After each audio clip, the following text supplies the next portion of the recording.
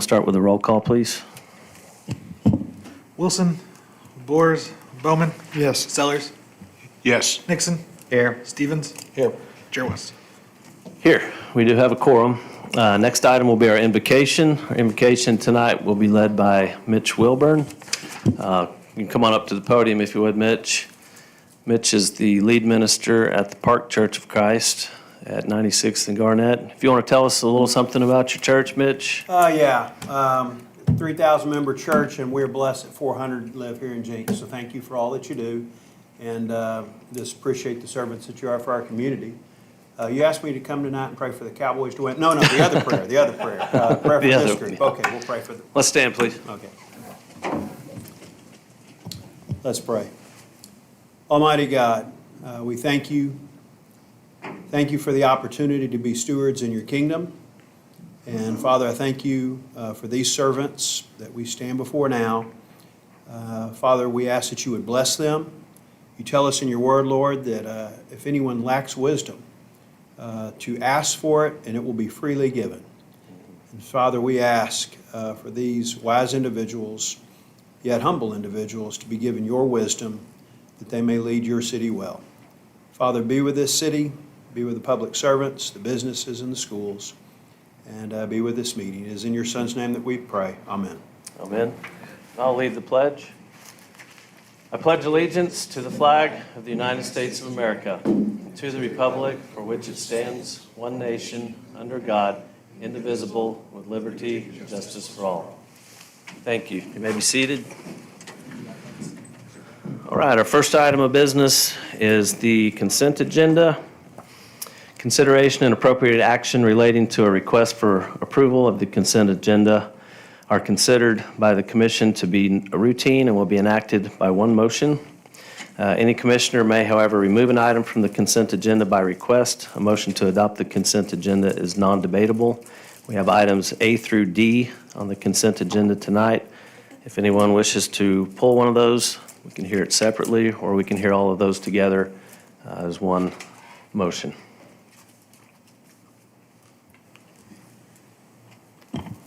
I move to accept the consent agenda. Second. Vote, please, Brandon. Bowman, Yes. Sellers, Yes. Nixon, Yes. Stevens, Yep. Chair West. Yes, motion carries. Item 2 will be pulled.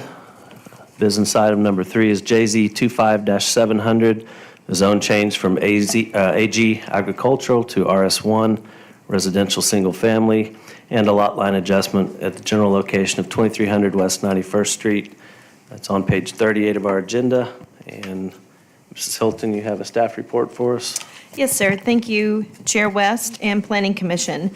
This was brought to you previously as a lot split and a rezoning, and the Planning Commission heard the case but asked to continue it. There was some conversation. Originally, the lot split legal description was not accurate. They have since then corrected that.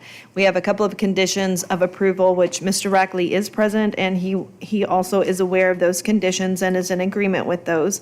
We advertised the request as an RS1, but I believe the correct would be RE, which is a less dense, and that would be allowed by law to go to a lesser dense zoning category without re-advertising. So with that being said, this property is generally located south of 91st Street. Can you kind of zoom into that, please, Brandon? Thank you. Yeah, that shows the general location there. And then if you go to the actual lot split. So this was one parcel, had previously done a lot split, and it didn't, something happened and it was never correct with the county. It was never processed with the county. So this is the request that they are asking for, and then the far southeast corner is where they would like to rezone. So the rest stays the same and meets all the requirements of the UDO. There are structures on all 3 lots, and this makes them all compliant with the zoning code, with the Unified Development Ordinance, and if they choose to move forward to sell them, et cetera, it's all teed up and ready to go. On page 39 of your packet, it shows you what an RE zoning looks like, and then it shows you the the other lots and their sizes. If you look on page 41, that's the zoning map. And currently, everything around there is ag, so that one little lot on the bottom will be. The reason that that one is being rezoned is because when they actually drew up the lot lines, based on the existing structures, the Vulcan area, so it didn't meet the requirements of the code, so we had to rezone that one specific lot. So staff and Technical Advisory Committee do recommend approval of the adjusted lot split and the rezoning for this project. Thank you, Marseille. Any questions of staff from the commissioners? Comments? No? I understand the applicant is present Yes. this evening. If the applicant wishes to come forward and speak, we'd love to hear any comments that you have. You don't have to. Okay. I don't necessarily have any comments. Yeah, I'm we'll just go ahead and open here the as a floor. Come, representative. that's okay, come on. If you would give your name and address, please, for the record. Josh Rylander, I work for Bear Construction Group at 6120 South Memorial Avenue, or Drive, Tulsa, Oklahoma, 74133. Thank you. Any, I Comments for don't us? necessarily have any comments. Okay. So, does anybody have any questions for Josh? Okay, thank you, sir. thank you. Yes, sir. Anybody else in the audience wish to speak on this item? Seeing nobody, we'll go ahead and close the floor, come back to the commission for a motion on agenda item number 3.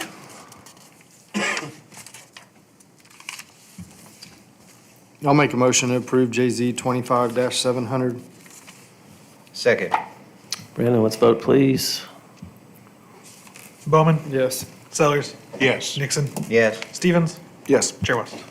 Yes. Item number 4 is a request for parking relief for Triple H properties, allowing for a reduction in parking from requirements in the Unified Development Ordinance. This general location is 2517 West 121st Street.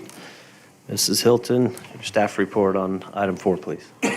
Yes, thank you, Chair West and Planning Commission. This item is north of 121st Street and west of Highway 75. So if you were driving, going west on 121st Street and on the south side, you would have what I call the Glenpool Walmart development. That's probably not what they call it or prefer to call it, but that's what I call it. And then you have the open land and you have the creek water. Is it creek water? I think it is. Adjacent, just where I have that writing in red there, that's where their facility is. And then you have the Triple H property.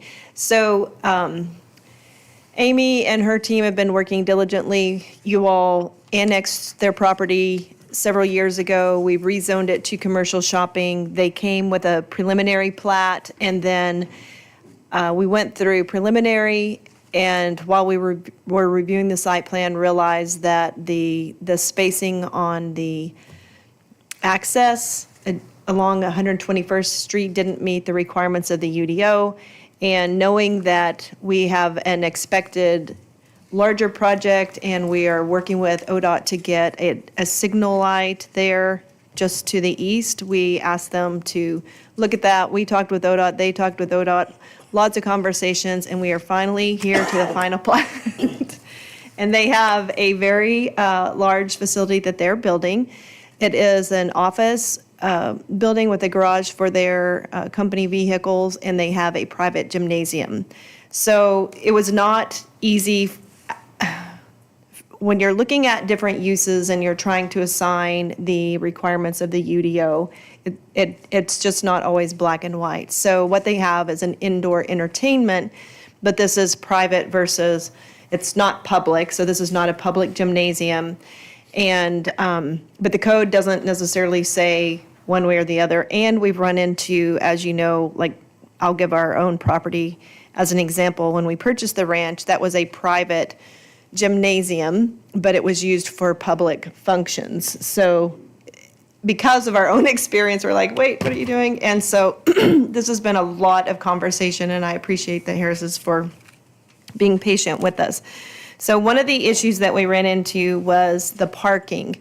So there's two things tonight. One is approving the final plat, and there's a couple of things. I think there's a mutual access and then some language in the deed of dedication that needs to be tidied up before we go to council, but it's ready to go.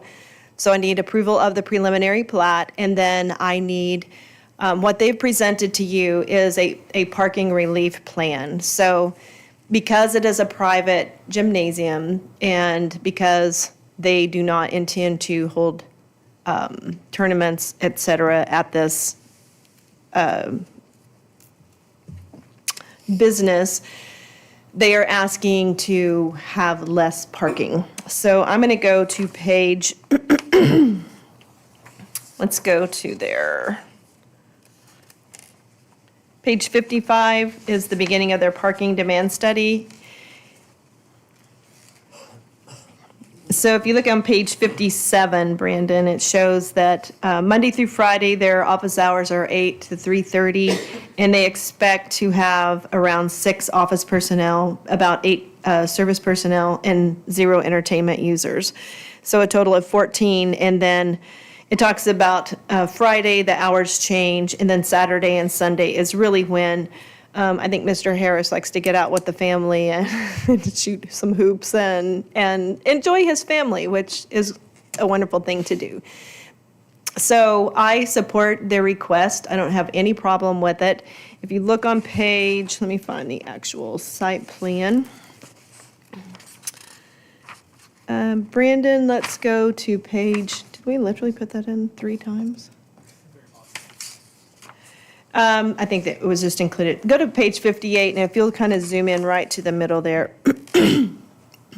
Thank you. So this is their building. They're the 105 by 110, and about half of it, I think it's about half gymnasium and half office garage. So there's their parking. You can see they have a beautiful pond, which would be to the west, and they have their sidewalks. They've really done a great job reading through the UDO and really applying the elements of the UDO to this site plan. So what they're looking at, I think you all can see it, but they're basically saying this is how many spaces we would like to put in. So they're asking for 20 vehicle parking spaces, including 1 handicap. Do you have any questions?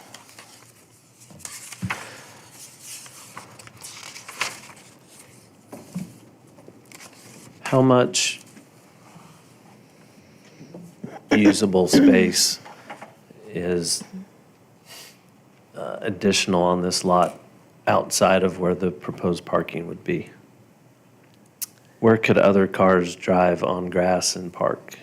Is there a big area? No, no, because really they've look like done it. curb, so that would Yeah. eliminate a lot of additional parking options.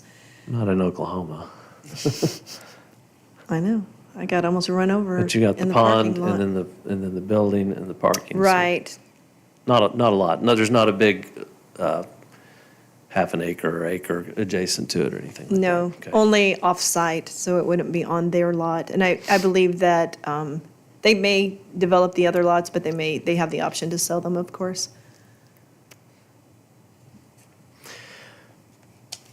My concern would just be the obvious that at some point down the road, is it Mr. Harris, you said? Whether they own it or whether they sell it, somebody else owns it, says, hey, let's have Yeah. a tournament, 6 years down the road.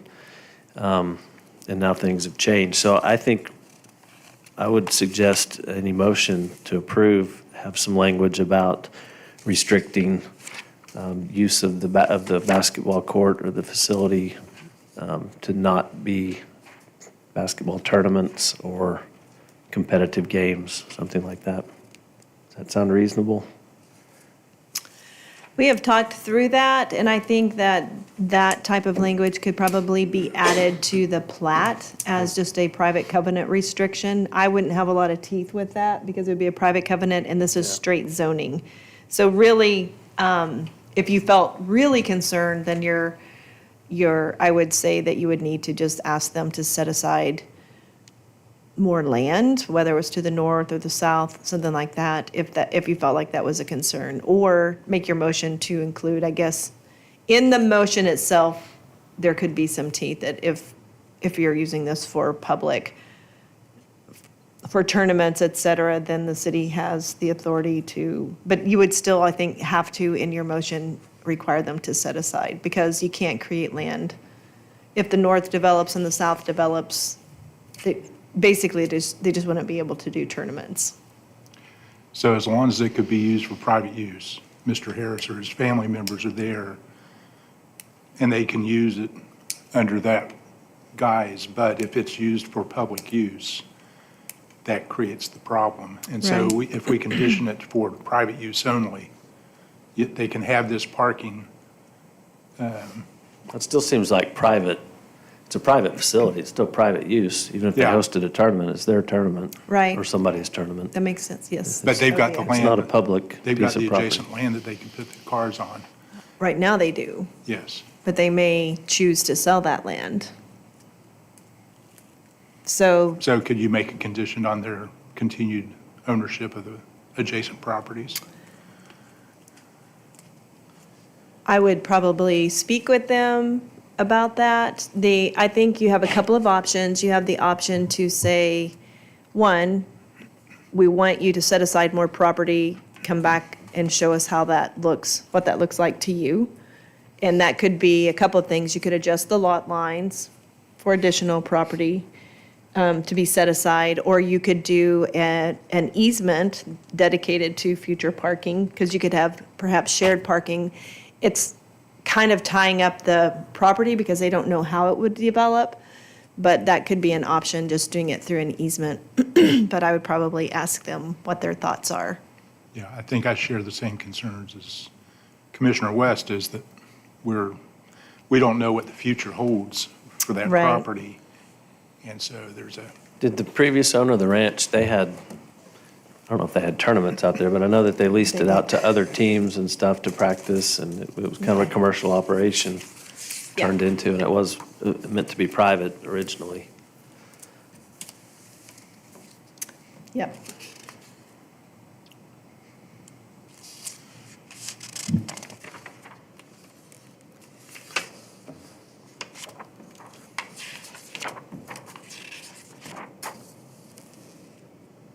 All right, any other questions for staff?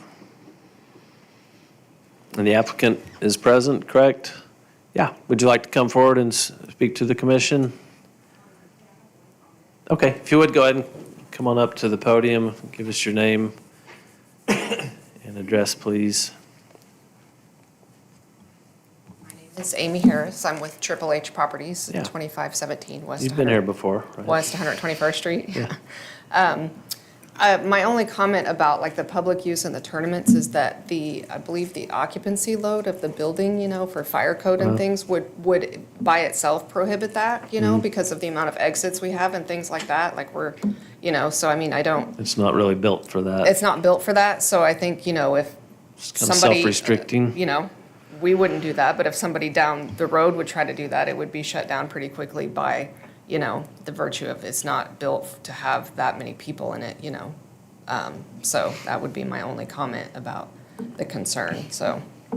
And, the plan for the other two lots around it is to sell them or develop them for someone else to, lease or like ground lease or purchase or things like that. So the plan is definitely to develop those two things, not to just leave them. Just kind of waiting on the other bigger developments around us to take off first, so. This is a personal office building. We have a commercial janitorial service. So it's an office and a large storage area for the equipment and things that we have. And my husband used to play basketball at ORU, so he's a big basketball guy. And we have two boys that are in high school, so we do a lot of basketball. So that's the reason for the gym, so. So when's the pickup games on Saturday start? Just kidding. Yeah, well, his knees are too bad for him to play pickup anymore, but, he trains our kids himself, so, and basketball He doesn't like it when somebody tells him he can't use their gym, so he wants his own gym. So that's Absolutely, where we're yeah. at. So just, just to kind of give you an idea of, what our plan Yeah. and vision is. So, I mean, the main purpose of the building is to house the janitorial service, so, company and employees All righty. and vehicles. Okay. That's it. All right. Any questions? No. All right, thank you, ma'am. Thank you. We'll go ahead and open the floor. If anyone wishes to speak on this item in favor or against, or just give us your ideas of a solution.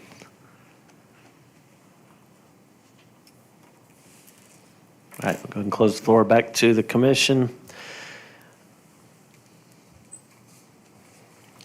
I mean, there's, as she stated, limitations already with the building. There's no way, fire marshal-wise, do we really need to add anything to It what's being approved? I mean, it seems that way. I mean, if a new owner put in a couple more doors, then I don't know. Maybe we're making a solution to a problem that doesn't really exist. Craig, what do you think? I'm kind of with him. I think it's good. I mean, these people are using it for private use. It's a facility that they're using for their business. I mean, the basketball court was just a plus, so Yeah. dad can get his boys into college. plus Craig wants a place to go play pickup. Perfect. Yeah, and we'll. 5'7". We will Spud go, web. we'll go with the assumption that the adjacent properties most certainly will develop at some point and restrict parking in those areas anyway, so. All right, is there a motion on this? I move to accept Plat 25-09 to 121? No, 221? no, we're just on the, 121. just on item 4 right now with the parking Item 4. relief. Okay. However you want to claim it, phase it, phrase it, whatever. I second it. So we have a motion to approve agenda item number 4, the parking relief for Triple H Properties, and a second. Let's go ahead and vote, Brandon. Bowman, Yes. Sellers, Yes. Nixon, No. Stevens, Yes. Chair West. Yes. And then item number 5, along with this is the plat for 121 Crossing, the same general location on 121st Street. Do you want to say anything else about the plat? No. Right. Any questions? Discussion? Does the applicant want to talk on this? Okay. I don't believe we do. Anybody from the audience wish to speak on agenda item 5 on the plat? All right, we'll go ahead and close the floor, and I can entertain a motion on item 5. I'll make a motion to approve the final plat for 121 Crossing. Second. Let's vote, please. Brandon? Bowman, Yes. Sellers, Yes. Nixon, No. Stevens, Yep. Chair West. Yes. Agenda item number 6 is to approve JZ 27-97.MI2, a request for a minor amendment to amend signage requirements. The general location is the southwest corner of 114th Street and South Union Avenue. Mrs. Hilton. Yes, thank you, Chair West and Planning Commission. For anyone who's wondering, that project that we just talked about will go to City Council at the next City Council hearing, and I will need an updated plat that corrects any outstanding language, so thank you. And, we brought the sign language, and I was really hoping the sign language would get adopted so that they didn't have to do this amendment, but it didn't, and it worked out fine because I think it helped establish some things maybe for the sign code. So this is Jenks Landing. If you're familiar with that, that's where Caliber Collision is. Is it Mariachi's? Wasn't sure if I said it correctly. And Mr. Gutterman has a couple of buildings with Attain Fitness and some other things going in. So I think all but one lot adjacent to Union has developed, and then maybe 2 or 3 lots behind that. So there's 2 rows of development. And what really started all of this, well, a couple of things. We've had the conversation about the height and size of signs, especially adjacent to a highway. And we've also talked about billboards. When the bank came in, OCCU, they submitted their sign permit, and it was almost triple what we would allow. But if you went back to the old code, which the whole property was platted under and the PUD was approved under, it would have allowed, it pretty much would have allowed it to some degree. I think it probably would have allowed it. And then we had Mr. Troy, who is the owner of the property and that has been the developer, he wanted a larger monument sign. So when we updated the UDO in 2020, we really dramatically impacted the sign code. And in some ways, I think it's been very good. We know that residential developments are asking for much larger signs, and most of them are extremely tasteful, but they just want large single letters that go for a very long distance. It just, the styles have changed, et cetera. And I think some of that could be said for signage as well. A lot of it is much more tasteful than what it has been in the past.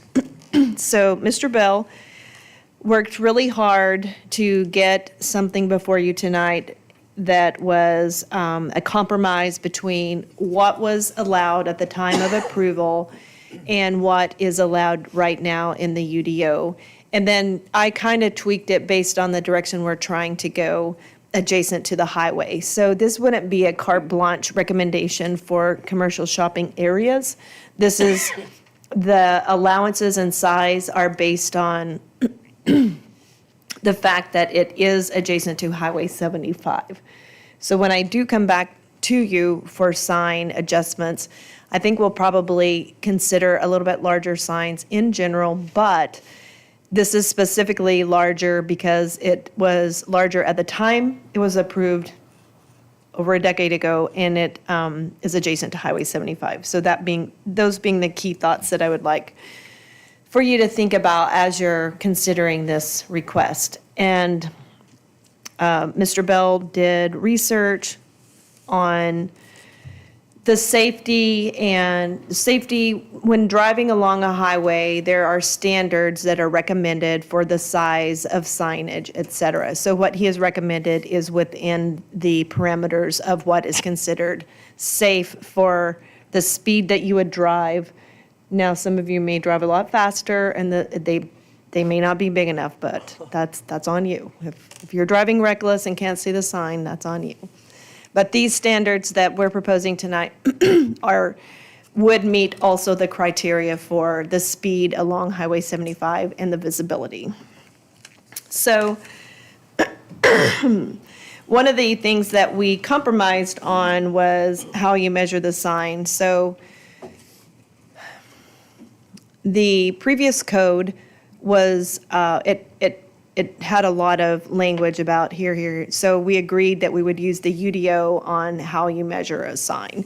And then as far as placement, because there's the elevation and then, the actual road. So the road may be up here, but the lot may be down here. So there's a line there where you can put, it's X feet above that, et cetera. And then we will also go by how we actually measure the face of the sign, so that will stay the same. So in order to get relief for a sign package, you can do a comprehensive sign plan, and that's what we have before you. So this development is unique because the lots, there's 2 rows of commercial lots. That's also kind of unusual because they are all fighting for attention from Highway 75. And so that height you will see being a factor when we go through this. I'm going to go to page 64, and I took Mr. Bell's recommendation, and I also gave you a chart. If you like charts better, it might be easier to look at the chart. But basically, we agreed that pole signs would not be allowed. So this got a little bit complicated because when I saw the bank sign, I said it was a pole sign. When Mr. Bell saw the bank sign, he said it was a monument sign. I'm like, well, it can't be both. So when you think about a pole sign, we agreed that most typically it's what you would see from the Creek Turnpike when you see Quick Trip, right? It's a stick with a box on top or a circle on top. And that is generally a true pole sign or pylon sign. So we created a definition that if the base of the sign is greater than 25% of the face of the sign, it could be considered a monument. So we're basically saying it can't be a stick. It has to be wrapped in something, and it still has to have landscaping at the bottom, et cetera.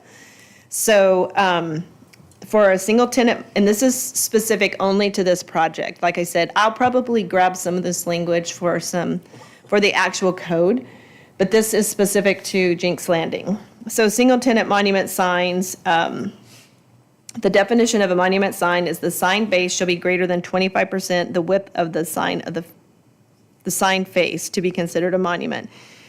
So for the height, if I'm a single tenant and I want a sign, the maximum height could be 25 feet along Highway 75, 35 feet along Union Street. So that's the second row. So we gave them 10 extra feet to give them a little bit more visibility. And that was really not for the existing warehousing because it says exceptions, office warehouse shall be subject to the UDO requirements. So they're not going to get that extra height. But if Troy gets a restaurant or something, we wanted to be able to allow them that 10 extra feet for the visibility, if that makes sense.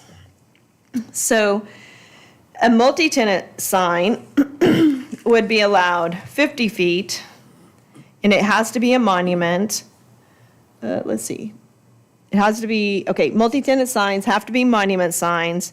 The maximum height can be 50 feet, and the area would be 1 square foot of linear street frontage with a maximum of 275 feet. And those numbers are very specific, again, because Mr. Akins, the owner, also had a, what is the name? A development sign that he wanted to install, and he already kind of had it designed. So we said, is this reasonable? Yes, it is, and I'll show you those signs here in a minute. It is reasonable. So down below here is the bank sign, and that star got shifted whenever I printed. So that star actually goes in that top corner if you're looking at page 65. It also says that Exhibit A, which is the Jenks Landing development sign, I'm asking you to approve it as submitted along with this other language. And the OCCU single tenant sign, approve as submitted. And then additional signage along Union would follow the standards established for the sign type. So a monument sign, single tenant, or multi-tenant pylon signs would not be permitted in the subdivision, and office warehouse uses would be subject to UDO requirements. So again, making exceptions for if you had a true restaurant or retail space, they would get the extra height, but otherwise, if you're office warehouse, you're going to go by what the UDO currently says or what we amended to say. So if you look on page 66, the lots that are in red stripes, those were the Jenks Landing amended, and so we're talking about those lots there. The two, all of those are either developed or have a couple of the vacant lots, so that's where we were trying to get relief. The actual document Mr. Bell brought for you, so you have the revised document. After he and I talked, he did revise it. The reason he didn't make it into your packet was 100% on me, so sorry. And the next few pages in your packet is just where I was going through and trying to highlight the details that I thought were really relevant.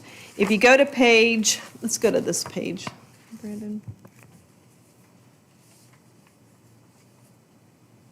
Okay, so this is the sign, so this is Exhibit A, and I'm asking you to to approve it as presented. So that would be a double-sided LED in the middle where the big wave is, and it would follow our standards for it has to pause however many seconds. Then it would have the language at the top, and then it would have the tenant panels down below. And you can see that so for me, this is where the definition became important, because I would have called this a pylon, because it has one connection at the ground, and it's not the full width of the sign. And that's where we decided that if that base is greater than 25% of the face of the sign, then it could be acceptable. Sorry, is that the total area of the base or the width of the base versus Right, the it would just width be the of the width sign? of the base. So if this Yeah, is 25% of this, okay. Because that language is important, because you could have a really tall, skinny one, and the total area would still be 25% of your Right. sign. yeah, so that's what we were measuring, and I think, let's see. Yeah. And then the next one would be the bank sign. No, that's just the location. The bank sign is on page 74.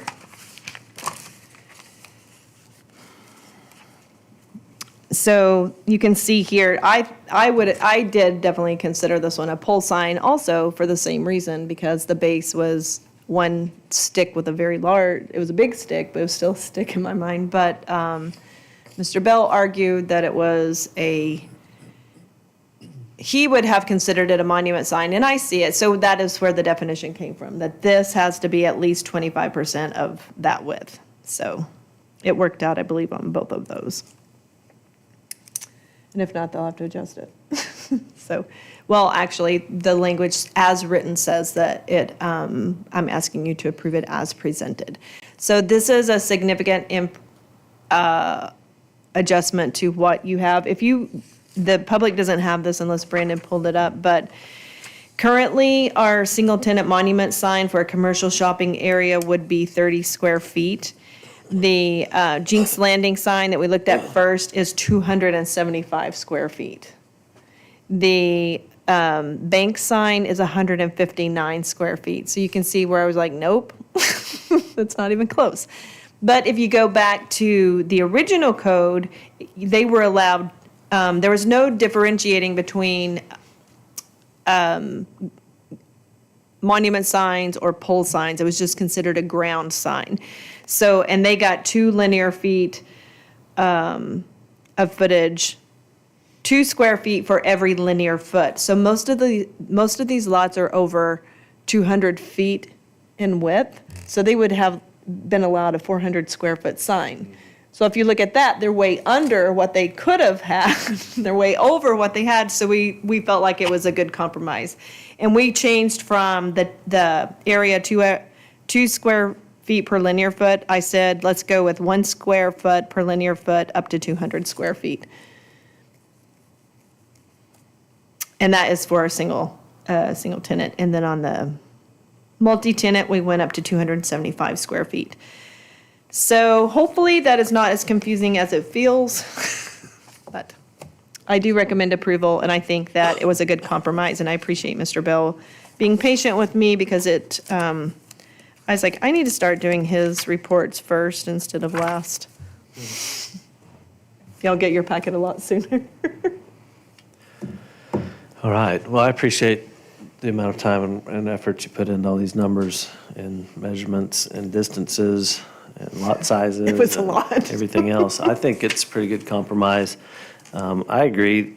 I don't have a big problem with the larger signs, especially along the highway. And this is an even different situation where you've got the highway, then you've got the highway easement or right-of-way, and then you've got Union, and then you've got the Union right-of-way. So you're really a great distance from the highway, not just right up abutting it like some of them are. So I kind of like the larger signs, and I would lean towards calling the bigger bases, the wider bases, more of a monument type than a pole. I see the pole as just literally a pole. Yeah. So I'd lean that direction as well. Anybody else? Mr. Bell, you want to talk? Here he comes. It's Christmas. It sounded like we're all pretty much in agreement. I think it's important to say that this site, what happened is the old zoning code was so giving that all the PUDs around the town just said per the zoning code. And so when the UDO was adopted, they built a language in the UDO that if your PUD says per the zoning code, you have to follow the new code. And it says that specifically. So all PUDs in the city now have to follow the UDO. It's a safety issue on this property.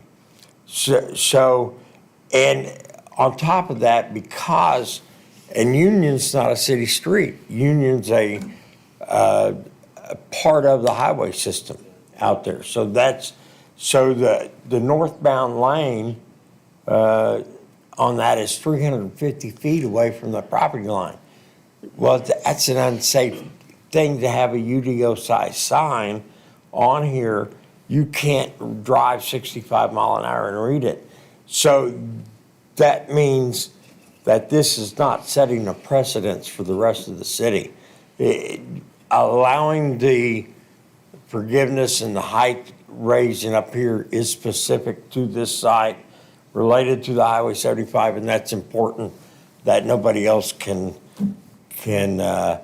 try to piggyback on this application at that point. So the owner of this property went to extra length and had me go to extra length to say, we want, where we can use the UDO on here, let's use the UDO and then just get some relief for the height and the signs that will be there advertising to the highway. So that's what we did. I like it. Thank you, Robert. Charlotte, do you have comment on this? Okay. All right, then we will close the floor and entertain a motion on item 6. I moved we approve JZ 25-97.MI2 as presented. Second? Let's vote, please, Brandon. Bowman, Yes. Sellers, Yes. Nixon, Yes. Stevens. Yes. Chair West. Yes. Other business planning updates? I want to say thank you to a great planning commission. You really make me look forward to coming back every month, and I mean that very sincerely. It is not always easy, and it's not easy on you all. It's not easy on staff, and I really appreciate you guys and the ladies who are not here as well. So thank you Absolutely. very much, and thank you for the Christmas spirit. Yeah, thanks for the hats and the treats. Yeah, absolutely. Appreciate it. All right, we will go ahead and adjourn. Time 6:43.